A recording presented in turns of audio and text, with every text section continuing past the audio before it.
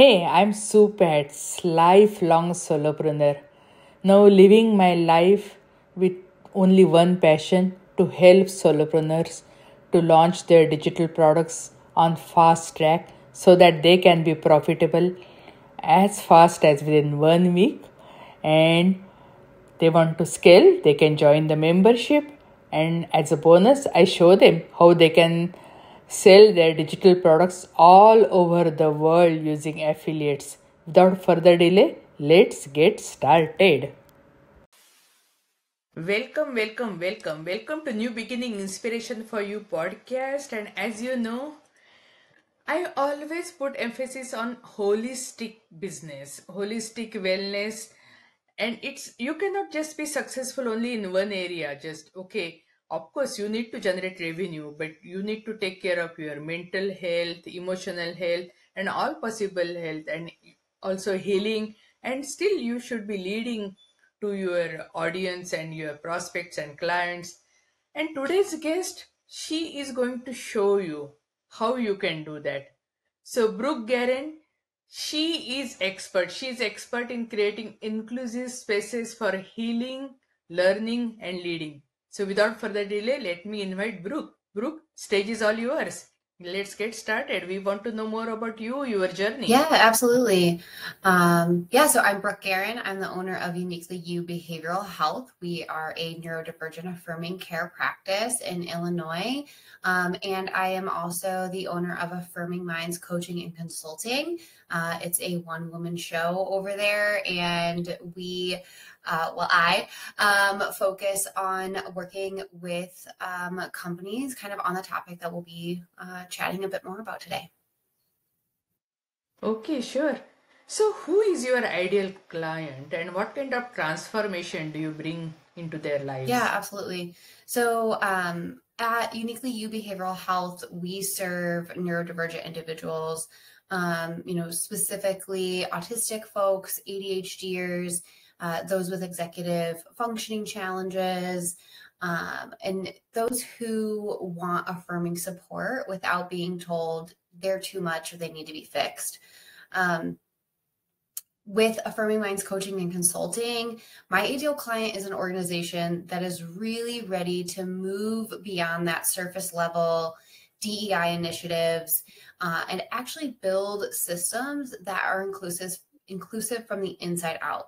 So we're working with mission-driven companies that already value inclusion and those who are struggling with high turnover, low morale, maybe they're missing revenue goals, and they're really open to learning how to be affirming, how neurodiversity inclusive practices can transform their culture and their bottom line.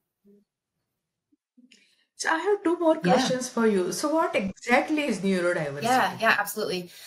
So neurodiversity is really a brain that diverges from the norm. So that really includes a very large umbrella of brains, right? So a lot of times when people think of neurodivergent, they automatically go to autism or ADHD. But we're also looking at those with sensory differences, those who have dyslexia, like myself, those who, are OCD, maybe they have schizophrenia, or just like any change in their brain that may impact the way in which they're engaging with the world. So my second additional question is, do adults accept that they have these concerns? Because, many times people just diagnose this for their children, but they refuse to accept for themselves. So what is your opinion? Yeah, so I think times are changing a little bit in the sense that there are adults who are really noticing that a lot of times we'll see an adult come in and their child was just diagnosed and now they're going, oh, I think that maybe the things that I thought were, very typical with my child were only typical because they were typical with me. And we have a lot in common and they have a diagnosis and now I'm a little curious.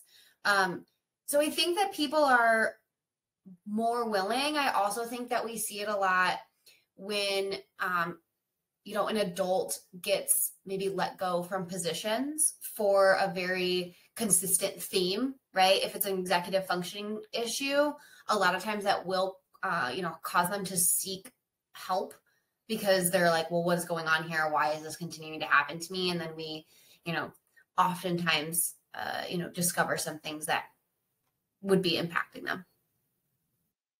I know. I remember one of my childs actually had a teenage depression, and when we were treating her, it took some time, but now she's perfectly fine. Now she will teach us how to overcome depression and everything.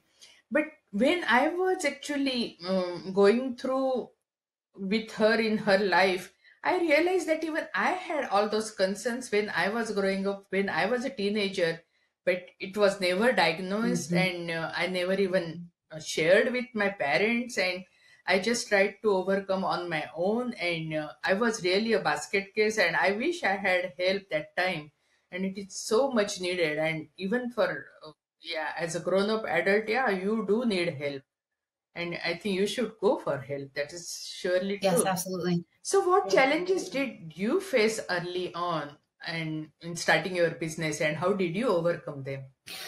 Yes, absolutely.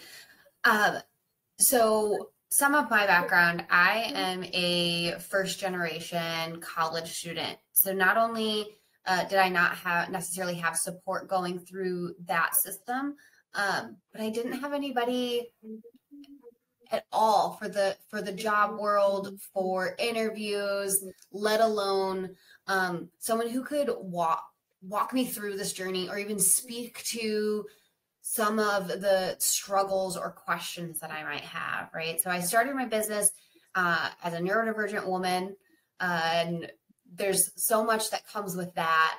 But not only did I not know what I didn't know, but I didn't even know what questions I should be asking.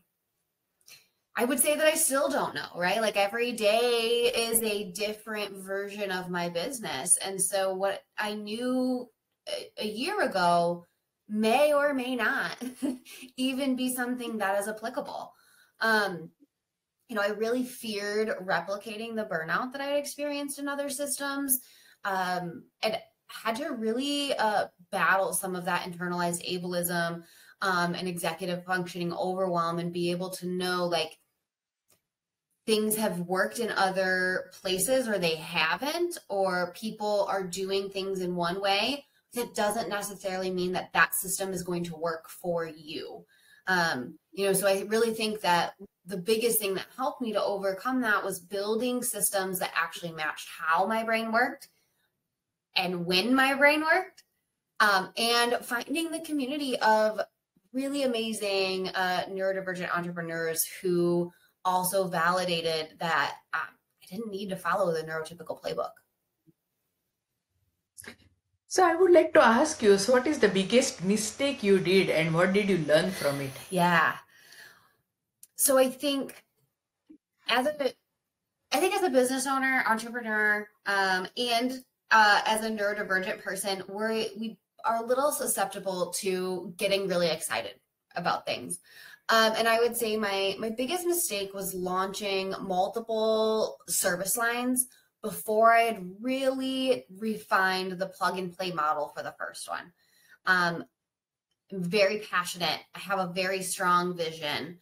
But just because that vision exists does not mean that as we grow and I'm no longer capable of helping that model go along, that those systems have to be repeatable by other people that are not me.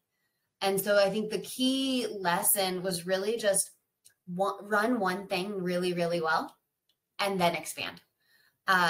Once we have those defined workflows, those expectations, those outcomes of the core offering, you're then able to scale in a way that feels aligned, sustainable, and provides that high quality service across, all service lines. Oh, this is so important because many times we are so passionate and we keep on creating, and for each offer you have to create different marketing Mm-hmm. strategy, different funnel, and means you are more like starting as a solopreneur. You are just one person wearing so many hats, and on top of that, if you just keep on doing so many things, it's like taking magnifying glass and Yeah, putting on the paper. It just make paper warm. But if you have one core offer and that is really functioning well, you can burn the paper. And absolutely. it's, I think almost everybody does that Yes. mistake. So you mentioned about your passion. So how did you discover your passion and purpose, and how are you including that into your Yeah, business? absolutely. I think my passion really came just from my lived experience. So I mentioned, when we first started talking, I was a first generation college student, but I was somebody who grew up in poverty. My mom was a single parent. She is disabled. She has mental illness. And really, I witnessed firsthand how the systems were failing those who need them the most. I was often told that I was too much, I was too intense. And eventually I realized that I wasn't the problem. But really, it was that my environment wasn't necessarily built for someone like me. And so now I build systems that are. And that's what drives me to do everything, whether it's the uniquely you behavioral health and clinical care and providing those kind of spaces. But now affirming minds coaching consulting, uh, doing the business consulting and helping people that might not have that solopreneur spirit, right? And not necessarily want that, but who those employees, right? Who need that space. And so being able to provide the space that I would have needed is really where that passion comes from. Yeah, and I totally agree with you. Means people put label on you, and the way they put label, you feel, oh, it is demeaning. Mm-hmm. But you know that is your unique strength. Also, you can utilize in a different way, and that's how your company is serving. So that is a really great service. So now I would like to ask about your successful sales and marketing strategy, because when someone starts a business, they might be really good at the thing they create because they are passionate about it. For example, if a homeschooling mom creating course for homeschooling, she might be really expert at homeschooling, but that doesn't mean she will be great at sales and Mm-hmm. marketing. So my audience would like to know what is your best sales and marketing strategy. Yeah. I mean, I know people talk about this a lot, but really it is authenticity. Uh, our clients and partnerships have come through that relationship based marketing, whether it's the local outreach, it's our neurodiversity affirming presentations, or just truly showing up for our community. That is where our marketing and sales really shines. People don't want perfection, right? Especially in these relationship based roles, in consulting, in therapy. Most people just want to feel safe, seen, they want to feel Yeah. understood. So, our most effective strategy, if you call it that, is just being visible on our values and consistent in who we are. You know, you mentioned about perfection, and I realized perfection is also procrastination, because people just they want to be perfect and then they don't take action. And you know, as far as you are living human being, you are not going to be perfect. As far as you are better today than yesterday, it's fine, right? And my mentor always says the day you become perfect, God will call you, Yeah, because as a human being, you are never going to be perfect. And right. it's so true. It's really true. It is proven. There was a video done, and one video was done like a video photographer professionally, and another one was done with the iPhone. And the one which was done just regular iPhone got more like and comments than the one which was done really professionally, because people couldn't relate. Mm, And as far as you are genuine and authentic, everything is fine. People will accept you with open arms because you have to show your authentic nature, and that is what, yeah, one of your core values, authenticity. So that's perfectly good. Another problem means basically solopreneurs, entrepreneurs, small business owners, actually anyone who has its own business, they face is the burnout. Mhm. So how do you manage to have work-life balance?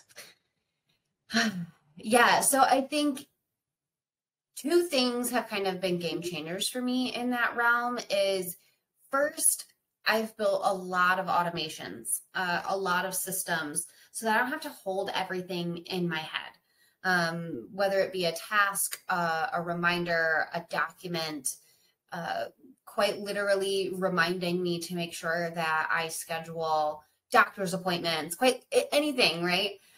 Those are things that I don't have to then hold on to. I can offload them and I can focus on the things that are really going to drive the business forward. And it can be a huge relief on my executive functioning.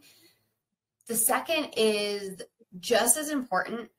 And that is really looking at my, at Uniquely You Behavioral Health, is building that team of humans who support you in doing what you're doing, right? Whether that is they're in the business and they can take the lead in areas where they shine, and I can trust in that delegation of those tasks, or friends and family who support you and celebrate you and can understand, hey, I have, my mind is stuck on this thing and I just need to pause what we're doing right now and write it down so that I can be present. Those are the kind of things of just like find your people and hold them close. Yeah. That's great. And if you start from scratch, how will you start? What can you tell if someone is just now getting started into business? What can you suggest? Yeah. I think if I started Uniquely You Behavioral Health again, I honestly wouldn't do too much differently, because I did build a business that supports my neurotype. I didn't follow someone else's blueprint of what was going to work for them. But because I am starting over essentially from the beginning with Affirming Minds coaching and consulting, I want to make sure that I believe in myself from the beginning. I think a lot of us struggle with imposter syndrome. And I don't know that necessarily ever goes away, but our response to it can really impact then the way that we're dealing with it. So, in the beginning, I definitely let self-doubt influence some of the decisions that I made. But I would say, with Uniquely You Behavioral Health, I would want to go back and I want to trust myself that I was building something that was different, but on purpose. And moving in as I am growing, Affirming Minds coaching and consulting, I want to make sure that I remember that as well. Absolutely right. Imposter syndrome is real, more than even people can think of. Mm-hmm. And I remember me going through all that phases. And when you wear mask, you are not living your real life, and you are just basically second grade Yeah. of someone else, and that's not fun. Actually, you are the best you can be, and that is really fun. And even others actually appreciate you when you show your best. And when you are not wearing mask, it is good for both for you and for others. But when people are having imposter syndrome, means basically they are comparing their worst with someone else's, and it's not fun. So you address that point really well. Thank you, I really appreciate Yeah. that. So I want to ask you, what's the free resource you can suggest to our audience? Yeah, so I actually have two. So I would say over at Uniquely You Behavioral Health, we are launching a blog that is posting weekly and really gives a both surface level and in-depth look at different topics within the mental health space. And then over at affirmingmindscoaching.com/resources, I will post a affirming spaces checklist. And schools, businesses, families who are wanting to kind of just get a feel, where are we in terms of being neurodivergent affirming in our physical space, in our systems, in our rules and expectations. They can go through that on their own. And then if they have, additional questions, they can book a consultation with me to see if that would be something that I could support them in. So you mentioned your blog, and of course all those information will be there in our show notes and description. So are there any other places where they can find you? Yeah, so uniquelyyoubehavioralhealth.com is the private practice. That Instagram is uniquely_you_behavioral health, and Facebook is uniquelyyubh. For Affirming Minds Coaching and Consulting, we are at affirmingmindscoaching.com. And that is the same for Instagram and Facebook, is just Affirming Minds Coaching. Or they can connect with me directly on LinkedIn, just finding me under Brooke Garren. Finally, I want to ask you one question. Yes. What's the one question I should have asked you, but I did not? Great question. I think that speaking to those who are building their business is, how do you maintain alignment when scaling? And so I think the answer to that is that you have to consistently return to your why. Growth really only matters if it honors your values. And when we stray from our mission, vision, and values, people notice. And it's not a good noticing. We have to say no to opportunities that don't align with our mission, be that whatever that mission is, right? So staying in alignment, that will help us scale without losing what makes us different. If we start to do and say yes to all the things, we're just going to be like every other person. Yeah, it's absolutely right. You should know what you can say no to, and that is so important. And it is your vision, you have to bring it to your business. So your life vision, when it comes into your business, that becomes your business branding, and that is how you succeed. And also regarding scaling, you mentioned about the automation and systemization. That is so great, because once you have everything documented and systematized, it is really easy to scale, because you hire someone, you don't have to keep on giving instructions. Everything is well documented, just give. And I'm really fan of automation, because we are wearing so many hats, we may forget. And AI, or even any other ways of automation, unless and until there is no technical glitch, they are not going to forget, and the things will happen. So automation, systemization, and knowing your vision, your core values, so amazing tips. Thank you. We really appreciate you coming and blessing our family. Our community is our family. So audience, I just would like to suggest, just follow Brooke Garren and just look at all her information, means her blogs and her website, her social media platforms, everything. And yeah, book appointment with her, means she's giving her time, she's pouring her life into your life, willing to pour.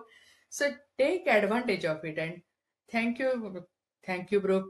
Keep up the great work, and we really appreciate you coming on. Thank you. Yeah, thank you so much for having me. For your podcast. Thank you. Success stories from busy professionals just like you. Karina T. says, able to resell courses immediately. The MRE courses transformed my digital marketing journey with straightforward content and valuable insights. I was able to resell courses immediately and keep 100% of the profits.